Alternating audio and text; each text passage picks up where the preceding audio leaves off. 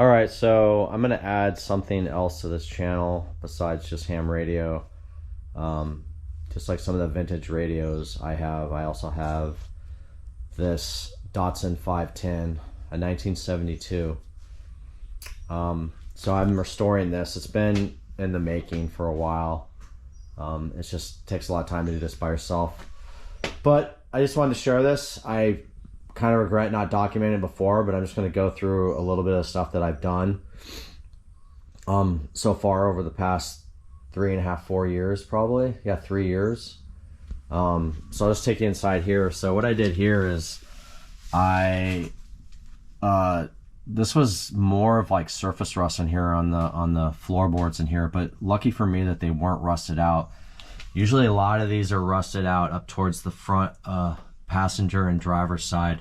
On the driver's side, I had to do a little bit of welding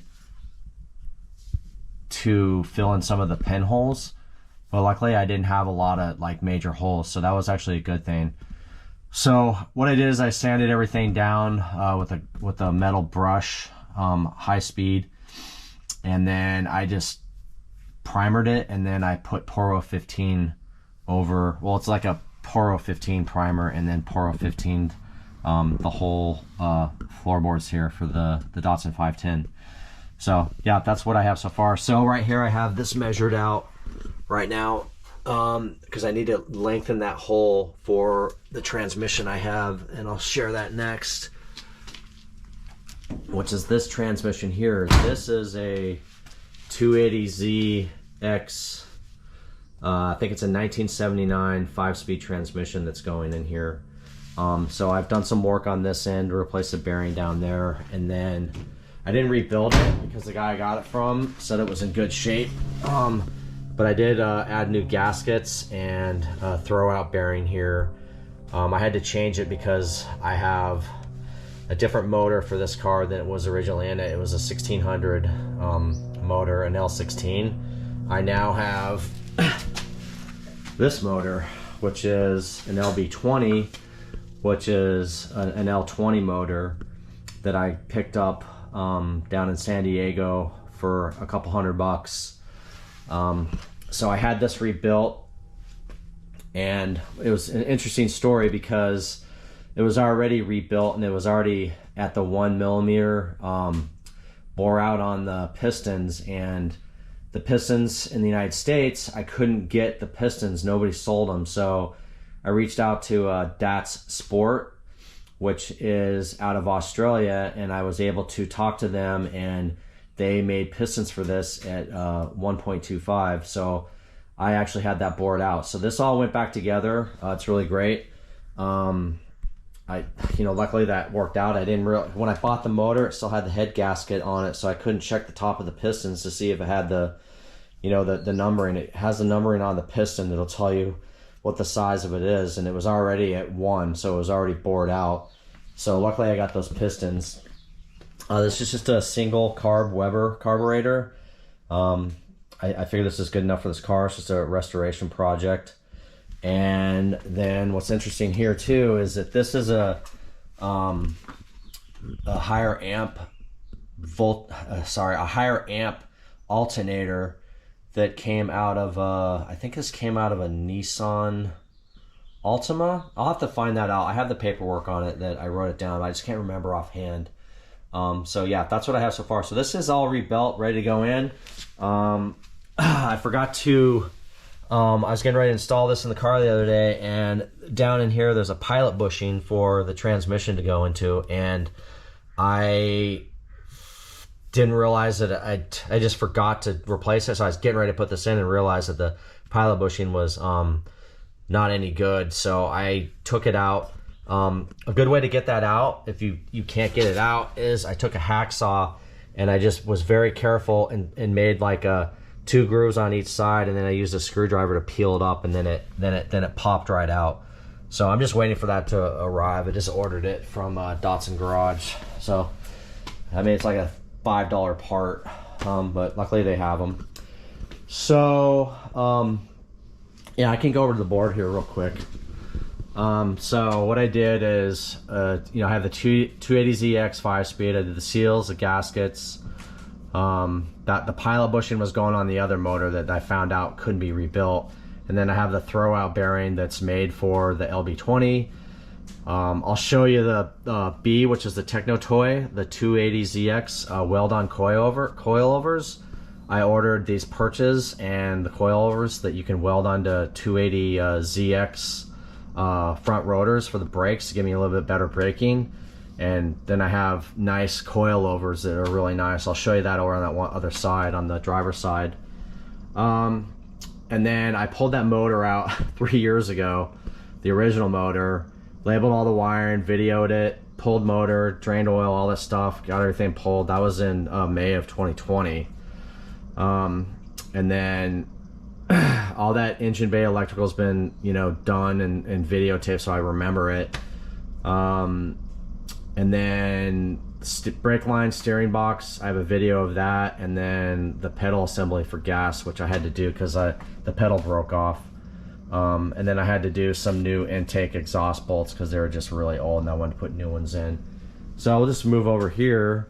So obviously this, I painted this. I should have documented this. I'm actually going to throw some photos up into the mix of this because I have photos of it. But this is a sea mist green. It kind of looks white, but there's a green tinge to it. But I actually did all this priming and painting. The inside of this engine bay was really bad. A battery blew up in here and just sprayed up in here, and it just had really bad, it was dirty, needed to be cleaned out. So I decided that I was going to actually just pull the motor, strip everything down, sand everything down, clean everything up, fill anything in that needed to be filled, and then repaint it, primer it, and then repaint it. And I think it turned out pretty good for doing this in my garage.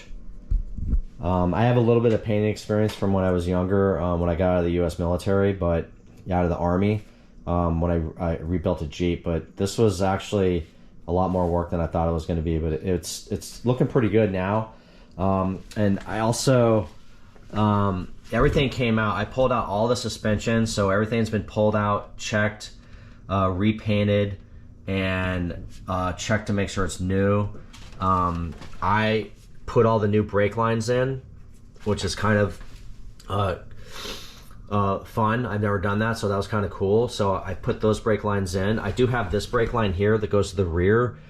I still have to reroute that one. So I'm gonna put the motor in and then I'll get underneath here and reroute it, which is kind of nice. And then I got these for the Techno Toy, and this is a brace for the steering box.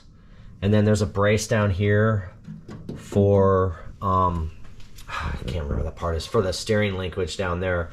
It's on both, so you have the here, and then you have this one that was just 2 holes, but this is a nice bracket that actually keeps the steering together, so it's not moving back and forth. So it's just added stability to keep the seine from moving around. The seine's really light. So this is what I wanted to show you over here. So this is the Techno Toying. Apologize for the darkness in here in the garage, but these are the Techno Toying overcoils that I put in here, and you just weld on a perch, which is right here, that I welded on, and then I just purchased these parts here, the spring and the adjuster, because this is height adjustable, which is kind of nice. But and also what I did here too is that I got some undercoating from Eastwood. This was just, it wasn't rusty. Some of this part here, I re-welded this panel here to give a little bit more strength. But overall, it looked pretty good. I didn't do a lot of sanding in here. I just cleaned it up, and then I sprayed the undercoating on this, so it's not all nice and new, so it looks really good. But yeah, this is a great addition to just the underneath here. It's just old. I picked this up in the desert, so there's not a lot of rust on it. It just has surface rust, which I just, used a sander to get off, and then I just undercoated it. So this is going to be great when this is actually done. So yeah, the plan is get the motor in as soon as I can. Hopefully, probably this weekend. I have to wait for the pilot bushing to get in so I can hook up the flywheel on that. The flywheel and the clutch plate, which I have over on the table behind me. Yeah, so again, the coilover is adjustable. I have to work with this and then work with some of the toes on this to get the alignment right. But from there, I also have to have the drive line cut because I have the longer transmission. This is all new rubber, so I have new rubber for all the doors and everything. And again, I got that from Datsun out of Australia, which is the best place to get the rubber for these. So I went ahead and did that. And then, as like I was saying before, I did clean this out. So I spent a lot of time on this. It probably took me 3 months to do the inside of this engine bay, plus in here. I mean, there's rats' nests and mice stuff in here, so it really made me pretty crazy. So it was really hard to get this done, but I actually did it and just fought through it and got done. So this is it's gonna be a great car when it's done. Oh, that's also this is a 280Z brake cylinder, because the master cylinder, because you need it for the bigger brakes. So I got that from Troy Ermish's website. He carried them. Oh, I did. I don't know if you can see it here. I do have rear coilovers in the back. I was just able to cut the other ones out. I was trying to take them out and it just wasn't working, so I just cut through the spring and then installed these. So these are all installed, so you can adjust the height. And I did some of the, oh, and I also did the underneath here too as well. I'll get some better shots of that in a second, but let me just adjust this down a little bit. Yeah, I Poro 15 the back suspension, and then I added that Eastwood sealer underneath the coating just to protect it. Maybe share with it. I kind of I wish I would have documented it before of all the work I put in it, but I'll put some pictures in as like just a few pictures of what it used to look like. But yeah, hope you like this video, and hopefully I can answer some questions on what I did. There's a lot more people out there that know more about Datsuns than I do. But I've been on a forum called Datsun, which is actually really good, and they do a lot of questions. Yeah, I asked a lot of questions, and they gave me a lot of answers. Some great guys. Oh, the other cool thing I got here too is these Japanese fender mirrors. Those are the original Nissan mirrors, and whew, man, they are not cheap. So, all right. So yeah, up till the next video, I'll let you know it's. I'll post another video of the motor going in, and then going from there, and then we're gonna start installing the radiator is over there to go in, and we should be getting this thing ready to go. Yeah, I just wanted to share this with everybody. It'll be a good thing to get this progress. I know there's other guys out there at Datsuns that they're doing a lot more work to this, but this was one Datsun that I found that didn't have a lot of rust on it.